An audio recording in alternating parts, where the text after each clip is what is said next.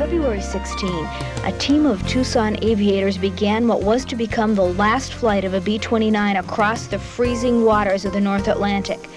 When that plane made its final touchdown in Duxford, England 16 days later, thousands of English people burst into applause. 12 days after pilot Skip Krieger returned from the flight that made him an English folk hero, he was killed. The Cessna 421 he was flying tumbled from the sky and exploded in a fatal crash that's yet to be explained. This is the story of the last flight of the B-29 and of the man who flew it.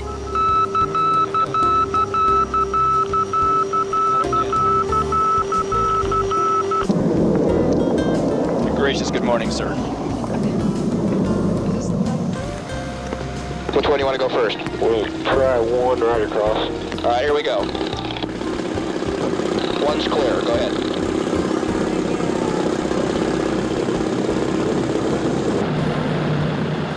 That's B-29. You on? Okay. Yeah, do you ring?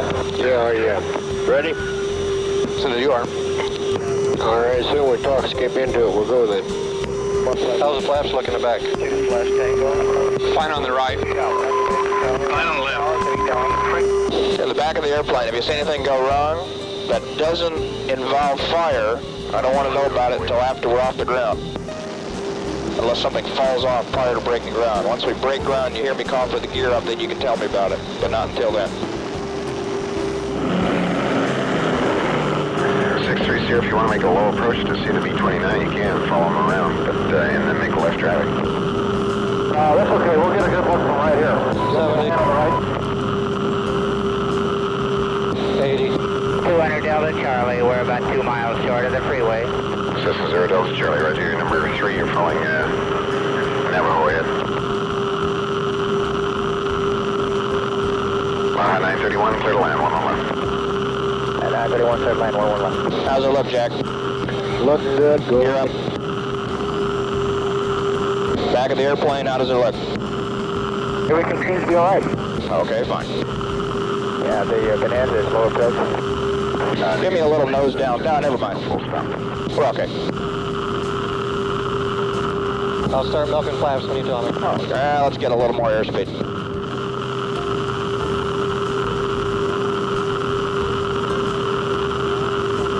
Flying Henry David King, observe blue smoke coming out of the number 3 engine. Okay, fine. Thank you. And Henry David King, contact flight control. You flying it all the way, Skip? Yep, all the way. Okay, see you later. You bet. See you later.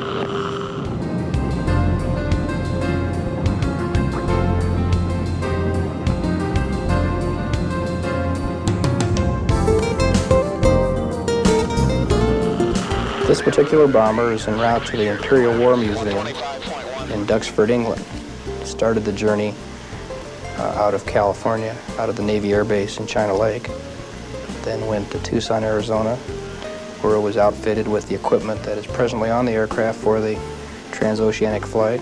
It's going to the Imperial War Museum as a donation by the United States government as a museum piece. It was just plain luck that the Imperial War Museum ever found this plane in one piece. Certainly, nobody had planned to have it in condition to fly again. But then luck has always figured in its history. For one thing, this B-29 never made it to combat during World War II, even though that's the reason it was built. The airplane was manufactured in 1944, accepted by the Air Force in 1945. It was manufactured in Renton, Washington. Came directly from the manufacturer to storage for a period of about 4 years, at which time it was removed from storage and prepared for service in the Korean conflict. It flew 6 missions in Korea, and that's when its crew nicknamed it the Hog Wild. After that, this plane was just parked and ignored. That is, except for the year the Navy used it for target practice in Yuma. Fortunately, the Navy missed. But when the Imperial War Museum ran across it, it was just sitting with a bunch of other abandoned airplanes in China Lake, California. It was intact except for the fact that all of the instruments had been ripped out and the engines hadn't even been turned over in 24 years.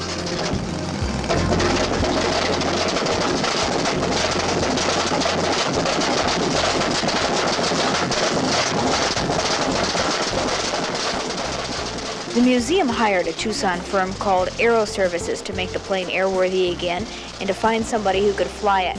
The person they found was pilot Skip Krieger. Additional sending, also 1 o'clock in 8 miles, westbound at 1-2000. Oh my goodness. Yeah, we're going to have to go to 1-3000 also to stay out of the clouds and negative on the traffic. And as soon as you can separate us, we're requesting 13,000. Both Skip and Aero Services are old hands at flying old planes. They're responsible for reconditioning and transporting a sizable percent of the planes that come out of storage from the Mazdak project at Davis-Monthan. November Delta Kilo, that's approved. Henry David King, thank you. You keep calling yourself Henry, sir. Well, the only reason I'm doing that is because that's our number. Stand by. That's a new technique that we use. We use the call letters of the airplane. G.B. Henry David King. Okay, thank you. We'll change it to Henry. All right, that sounds pretty good. Would you get the Chicago O'Hare? Look, I'll make it the Springfield, Illinois, and the Flint, Michigan, current weather, and the terminal forecast through the remainder of the evening. The engines were all in great shape, except for number 3 engine's unfortunate appetite for oil. But one of the priorities before that plane ever left Tucson was to make certain that the instruments were both adequate and dependable. Because for long stretches of time, the plane was going to be far from land and out of radio range. They had to be able to count on the instruments. Well, when we initially obtained the aircraft in China Lake, none of the instruments that you see here now were installed. All of the instruments, including all the flight instruments, were installed. The flight instruments were, of course, original equipment that we had overhauled and inspected. The navigation portion, meaning the DOR, the DME, and the automatic direction finders were all installed new just for this trip and will be removed when we get to England. The compass system is original. All the RPM and manifold pressure gauges are original equipment. These instruments that you've been asking about, most of them are the original instruments that came with the aircraft. Which ones? I'm not sure. I never did understand how all this stuff worked. Okay, what kind of stuff did you have to have put in? Well, we had to have the wings put on. Call 2-1, contact down Curry Center, 269.4, good day. Okay. Take 2. Take 2. When the B-29 left Tucson, these were the plans. It would go to Flint, Michigan on the first day, and to Loring Air Force Base in northern Maine on the second. There, the crew would rest for 30 hours and do any necessary maintenance on the plane. Then, they would make a straight shot, 16 hours, straight across the North Atlantic to the Imperial War Museum in England. Henry David King on top at 11.5, B-29, correct? You got it. I didn't know they were still around. Yeah, this is, I think there's only 3, and we got it, and we're en route eastbound. HDK, what's your home base? Tehran. I'm sorry, say again? Iran. Okay. Probably ought to tell them the truth. Yeah. You took that too easily. We live in Tucson, and we're delivering the airplane to the Imperial War Museum in London, or in England. Okay. You guys just can't, we figured you just go crazy when we said that. No, I was talking to some of the other guys, and they made some comments, but I wouldn't want to say it. The aircraft calling San Jose again, please. I was just wondering if that was the B-29 that was going over to England. Yeah, that's the B-29. It's going over to, right now it's going to FNT. I think that's Flint, but I'm not sure. It took 7 hours and 20 minutes to get to Flint on that first day. There weren't any niceties on board the plane. There weren't any stewardesses, of course, or bathrooms, or even heat. And as it turned out, those were probably the 7 smoothest hours of the journey. One of the things that people learned on the first short hop is that the engines had been consuming oil at a pretty alarming rate. In fact, number 3 engine, that's the one responsible for all the blue smoke when we left Tucson, was down 70 gallons of oil. And in Flint, Michigan on a Sunday morning, the only non-detergent oil available was in 1-quart cans. so the townspeople stood around in the cold, opening the cans and dumping the oil into barrels so the plane could get on its way again. One thing became clear, that plane wasn't taking any 16-hour flights. Well, it could carry enough fuel to go that far, but it only had enough oil to carry us 7 hours before an engine burned out. And just as we left Flint, another problem developed. The landing gear jammed after takeoff and it couldn't be budged. So the B-29 made its entire flight to Maine with both gears hanging. It was nearly dark when it made its final approach to the icy runway in Loring Air Force Base. There were very heavy crosswinds, too. And just 4 minutes before touchdown, they got the landing gear unjammed. At Loring, they parked the old Warhorse in their brand new hangar nose to nose with the plane that had replaced it, the B-52, but it wasn't a 30-hour stopover. The crew spent 7 days trying to find the stubborn oil leak and finally repairing the landing gear motor. Take him down!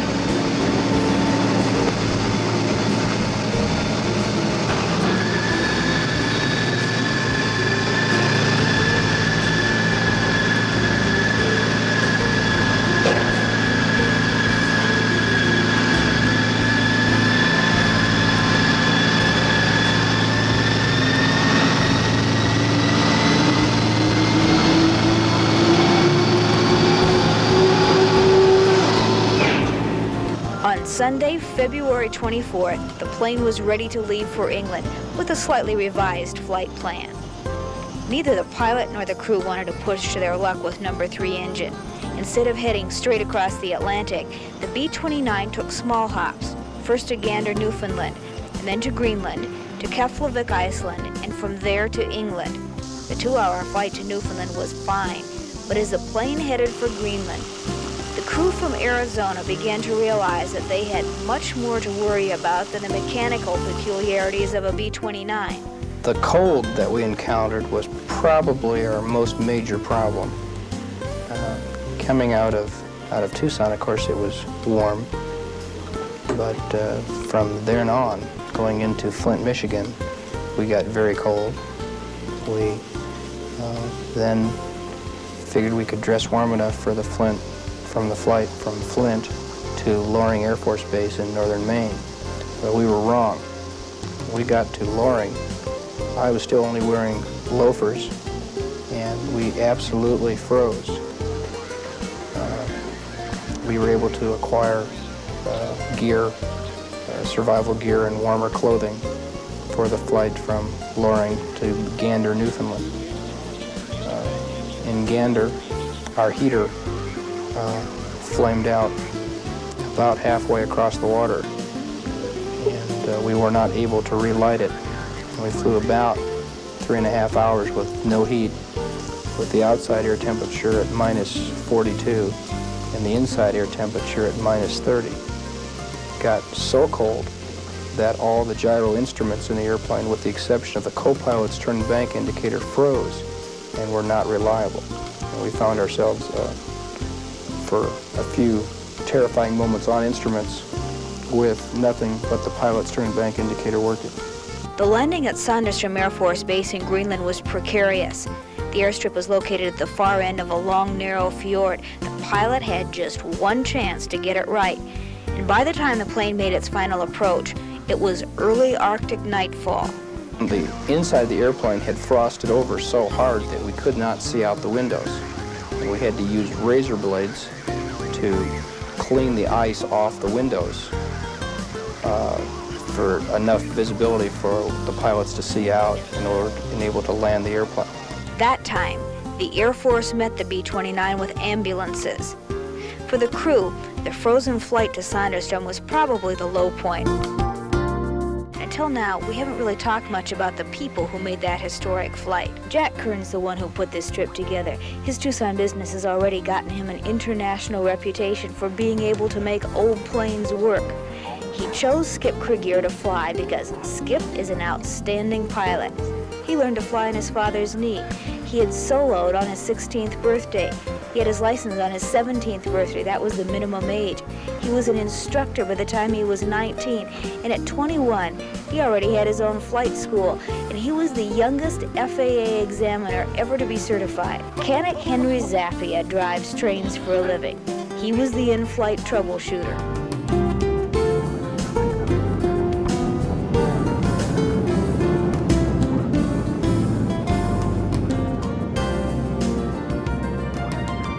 Turn your OBS right to 060 till it centers.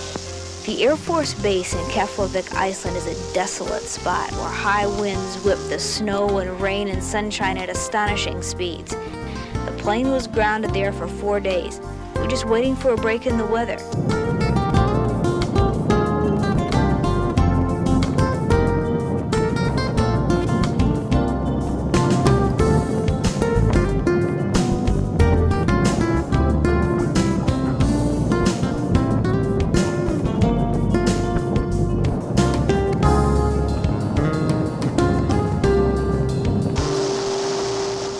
When the B-29 finally left Iceland on the first day of March, the crew had one more challenge.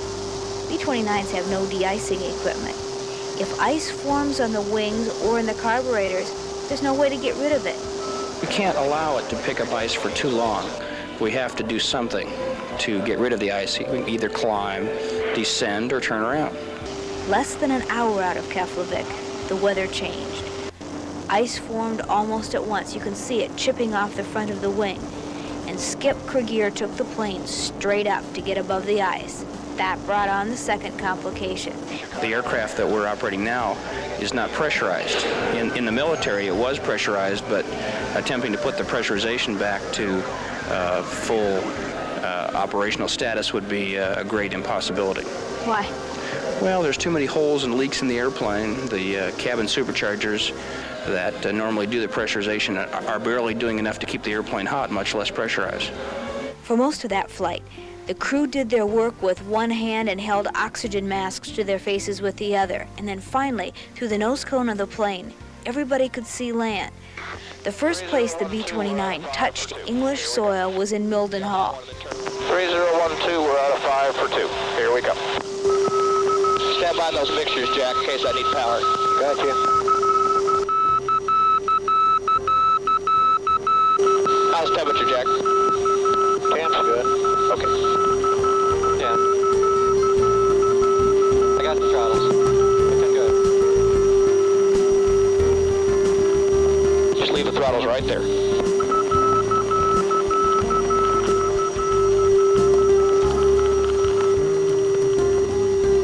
Good show.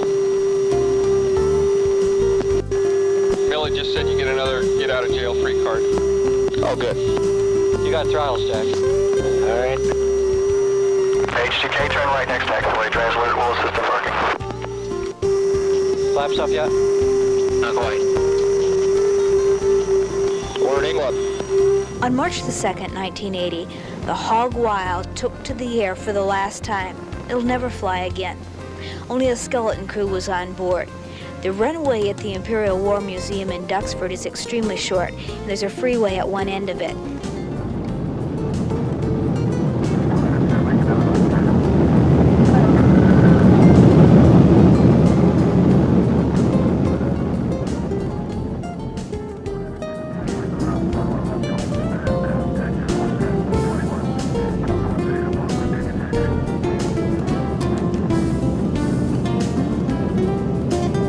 There were thousands of Englishmen who had been waiting for the plane to land.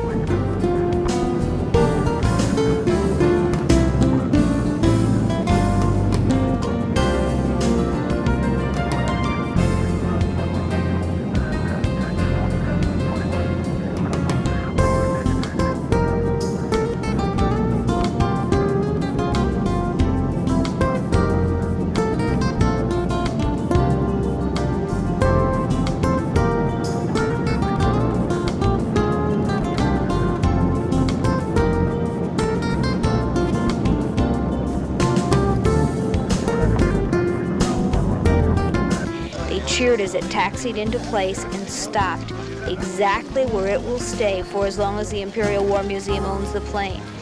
Over the next 3 years, the museum will meticulously paint and polish the Hog Wild until it looks just like it did during its tour of duty in the Korean War. The next day, pilot Skip Krieger returned to Tucson. On March the 14th, he and 19-year-old Armando Nava took a small plane out for a test flight. 2 persons are dead tonight after the crash of a light plane southwest of Tucson. The plane, a twin-engine Cessna 210, crashed in the desert about 2 miles south of Ryan Field. One of the crash victims was Skip Krieger of Tucson, who piloted a B-29 from Tucson to London last month. The other victim was a Tucson man whose name has not yet been released. The Cessna crashed shortly before 5 p.m., but the cause is not yet known. DeWitt Clinton Krieger. We just called him Skip. You may have watched him last month as News Center 9 followed his flight in a B-29 from Tucson to an air museum in London. So the man who guided a patched-up World War II bomber across the stormy Atlantic is dead tonight in the crash of a much more modern plane just a few miles from his home. Skip Krieger, pilot.